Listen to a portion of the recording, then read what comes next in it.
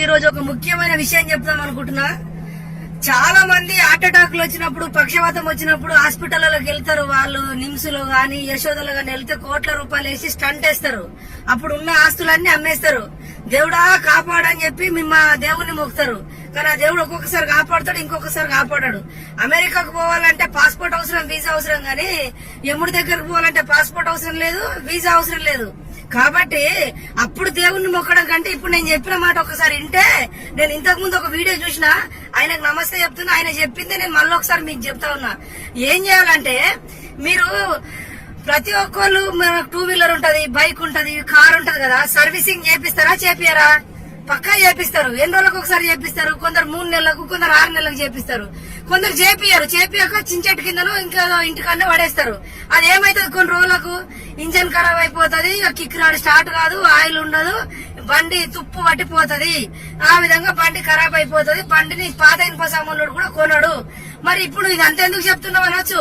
మరి two wheeler కు, car కే మీరు అంతా తీసుకున్నప్పుడు మరి మీకు ఒక గుండె ఉన్నది, ఆ గుండెకి ఒక్కనాడన్నా సర్వీసింగ్ చేసిరా?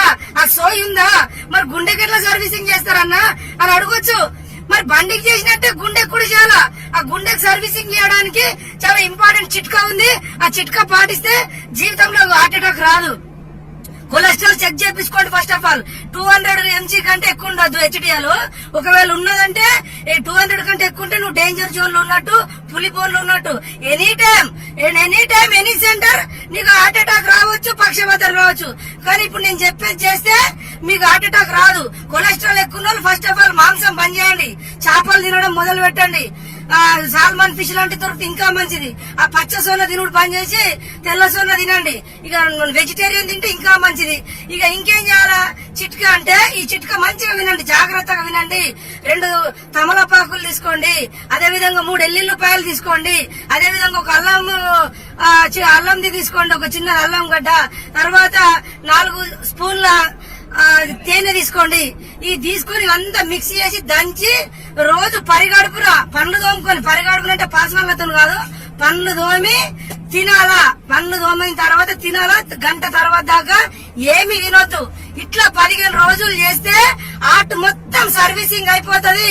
హార్ట్ సర్వీసింగ్ అయిపోతుంది. ఇట్లా ఎక్కడెక్కడైతే మీకు హోల్స్ ఉంటాయో, ఎక్కడైతే కొవ్వు ఎక్కువ వేరుకుపోయి ఉంటుందో దాన్ని అంతా క్లీన్ చేసి సర్వీసింగ్ చేస్తుంది.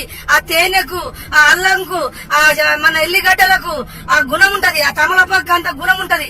అదంతా క్లీన్ చేయడం వల్ల మళ్ళీ మామూలుగా మీరు చెక్ చేసుకున్నారనుకోండి తగ్గిపోతుంది 15 రోజులలో. మీకు ఎప్పుడు ప్రాబ్లం ఉన్నా తినొచ్చు, ప్రాబ్లం లేకపోయినా తినొచ్చు. ఈ విధంగా హార్ట్ కు కనీసం ప్రతి 3 నెలలకు ఒకసారైనా సర్వీసింగ్ చేసి హార్ట్ మంచిగా ఉంచుకోండి. మీ పిల్లం ఉంటది, ముండమయ్య కన్నా ముందే చూసుకోండి. మీ పిల్లలు ఉంటారు, ఆ నాన్న చచ్చిపోయినా ఏడుస్తారు. మరి వాళ్ళందరూ వదిలేసి చచ్చిపోవడం కంటే నేను చెప్పింది ఈ 15 రోజులకు ఒకసారి, ఈ 15 రోజులకు ఒకసారి తినండి. ఫస్ట్ ఆఫ్ ఆల్ గుండె ఉన్న ప్రతి ఒక్కడు నేను చెప్పిన చిట్కా ద్వారా తిని ప్రతి 3 నెలలకు ఒకసారి ఫాలో అవ్వండి. లేకపోతే వితౌట్ పాస్పోర్ట్, వితౌట్ వీసా ఇక మొత్తం పర్మనెంట్ గా పోతావు. మళ్ళా పుడతావో పుట్టవో ఎవరికి తెలియదు. కాబట్టి అర్థం చేసుకోండి. కొన్ని కోట్ల రూపాయలు ఇచ్చిన ఈ విషయం ఎవరు చెప్పడు.